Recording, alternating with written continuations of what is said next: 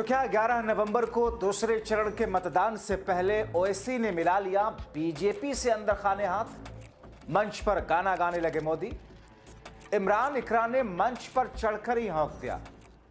स्वागत है आप सभी का। आप देख रहे हैं द राजनीति का विशेष सेगमेंट खबर और विश्लेषण। मैं हूं जब्बार खान। दोस्तों, क्या वाकई ओवैसी ने वही कर दिया जिसको लेकर के मुसलमानों का 80% तबका अब तक सोचता आ रहा है कि वो बीजेपी की बी टीम है? आखिर इसे कौन सी खुशी मिली मोदी के मंच पर मखमली आवाज में गाना गाने लगे? दोस्तों, ओवैसी की राजनीति को मुसलमानों संग धोखा पहले से बताया जाता रहा है। बीजेपी की बी टीम पहले से कहा जाता रहा है, मगर कई लोग ये कहते आ रहे थे कि ऐसा नहीं है। मगर बिहार में अब जो कुछ हुआ है उसे लगता है जो आरोप ओवैसी पर लगते आए हैं शायद वो सच ही हैं।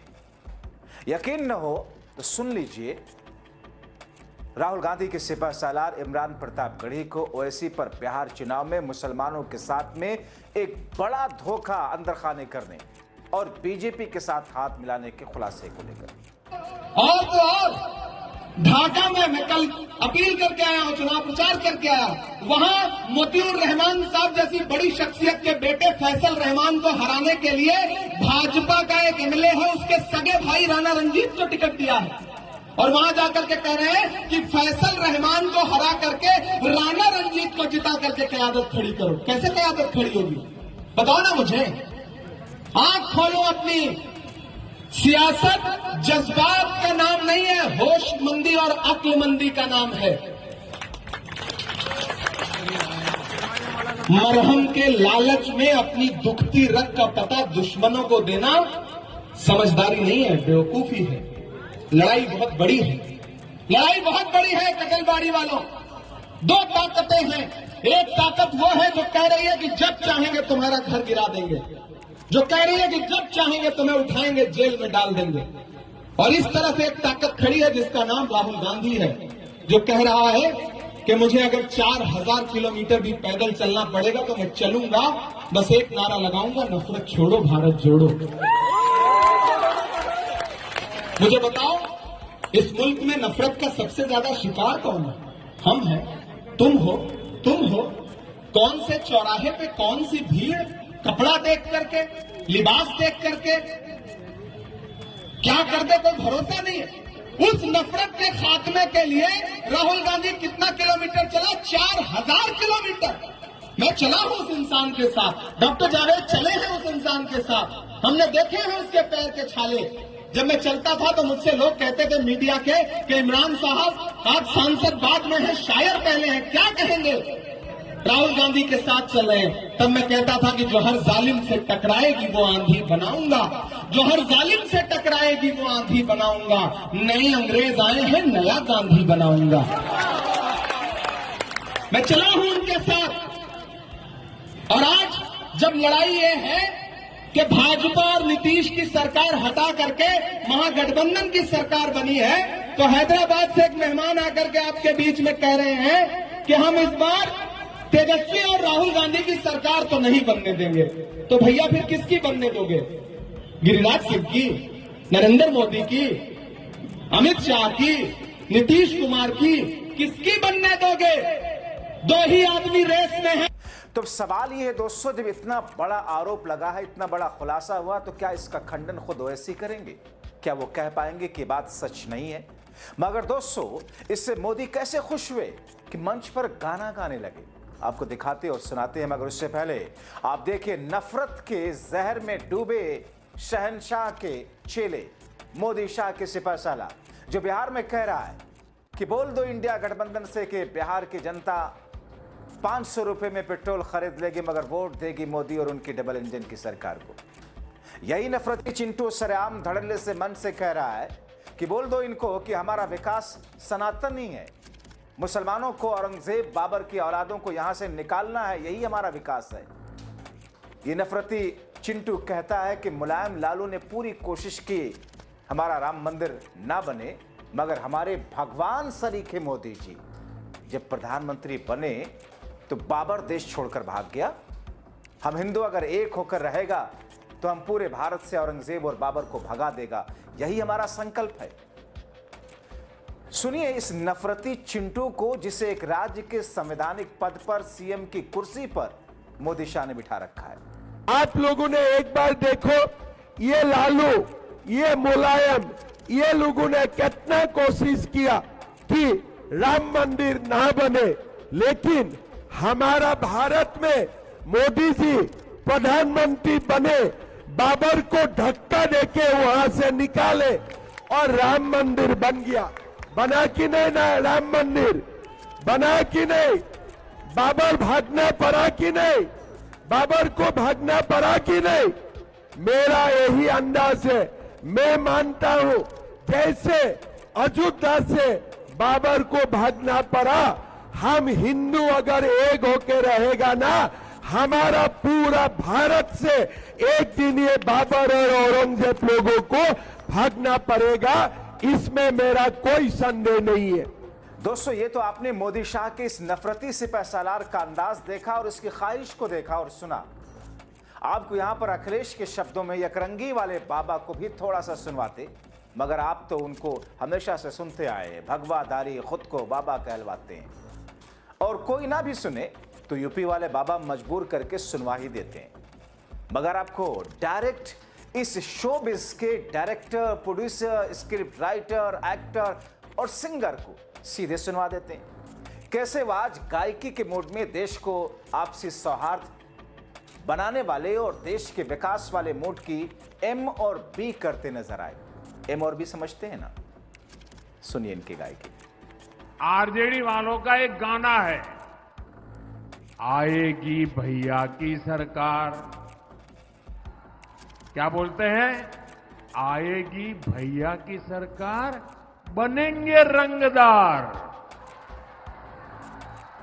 आप सोचिए, ये आरजेडी वाले इंतजार कर रहे हैं कि कब उनकी सरकार आए और कब अपहरणीय, रंगदारी, ये पुराना गोरख धंधा फिर से शुरू हो जाए।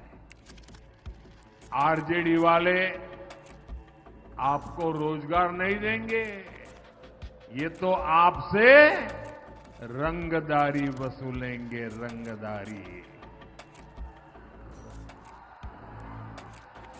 साथियों, आरजेडी वालों का एक और गाना है। अब आप देखिए क्या क्या कर रहे हैं, क्या क्या सोच रहे हैं। और मैं तो देशवासियों को कहूंगा, देखिए ये बिहार में जमानत पर जो लोग हैं वो कैसे लोग हैं। दोस्तों, ये एक प्रधानमंत्री का अंदाज है, देश के संवैधानिक पद पर बैठे एक व्यक्ति के प्रचार का तरीका है। दोस्तों, मैं इस पर सोच रहा था कि इन्हें तो इंडियन आइडल में होना चाहिए था, इंडिया गॉट टैलेंट में। सॉरी, इनको तो रणवीर इलाहाबादिया और समय रैना वाले पुराने जो बैन कर दिया गया इंडिया गॉट लैटेंट में जाना चाहिए था, जहां पर राखी सावंत सरीखे लोग आते हैं और फिर क्या क्या होता है। इतनी दमदार गायकी और वेज नॉनवेज कॉमेडी को लेकर के दोस्तों मैं बड़े कश्मकश में था कि एक प्रधानमंत्री कैसे बोल सकता है, मगर दूसरी तरफ इनकी कॉमेडी, सुरीले नगमे सुनकर मुझे भी मजा आ रहा था। मैंने भी थोड़ी और रिसर्च की तो मोदी जी का लगे हाथों एक और गाना मिल गया। सुनिए और देखिए, जादुई आवाज और भ्रामक अंदाज। या के आबेदे सत्ता, भैया के आबेदे सत्ता, कट्टा सटा के उठा लेब घरवा से। आप अंदाजा लगा सकते हैं कि ये जंगल राज वाले सरकार में वापसी के लिए क्यों इतने बेचैन है। इन्हें जनता की सेवा नहीं करनी, इन्हें जनता को कट्टा दिखाकर लूटना है, लूटना। उन्हें घर से उठवा लेना है। साथियों, आरजेडी का एक और गाना चल रहा है, बताऊं? बताऊं कैसा गाना चल रहा है? दोस्तों, लगे हाथों मोदी जी का एक और गाना सुन लीजिए। उनकी मखमली आवाज में मजा तो आपको भी आ रहा होगा, तो पेश खिदमत है मोदी की मखमली आवाज।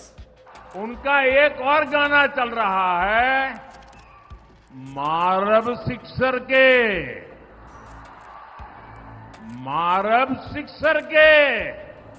6 गोली छाती में।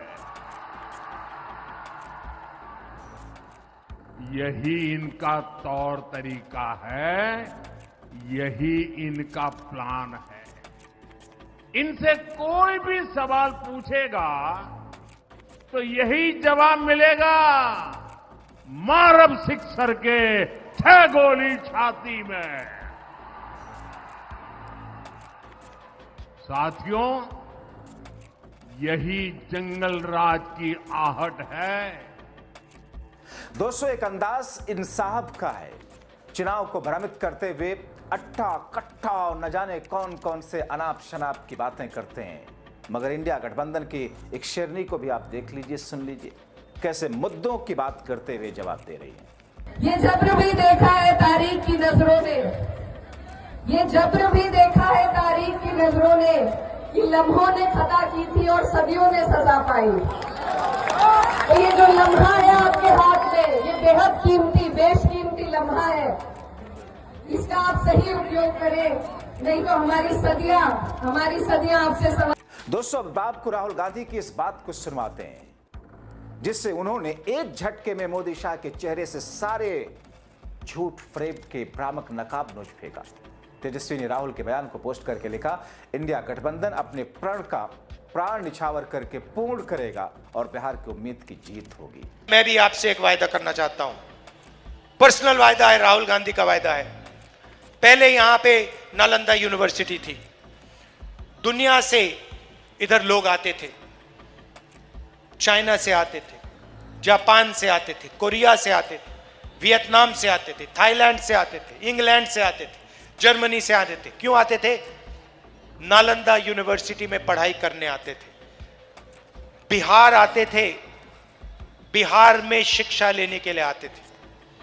आज बिहार में जो ईमानदारी से पढ़ाई करता है उसके लिए पेपर लीक है, उसे परे कर दिया जाता है, और झूठे लोगों को, जिनके रिश्तेदारी है, जिनके लोगों को बीजेपी के लोगों से जानकारी है, उनको एग्जाम का पेपर दिया जाता है। मेरा वायदा है कि जैसे ही दिल्ली में इंडिया गठबंधन की सरकार बनेगी, आप लिख के रख लो, राहुल गांधी और इंडिया गठबंधन की सरकार दुनिया की सबसे बेहतरीन यूनिवर्सिटी बिहार में खोलेगी।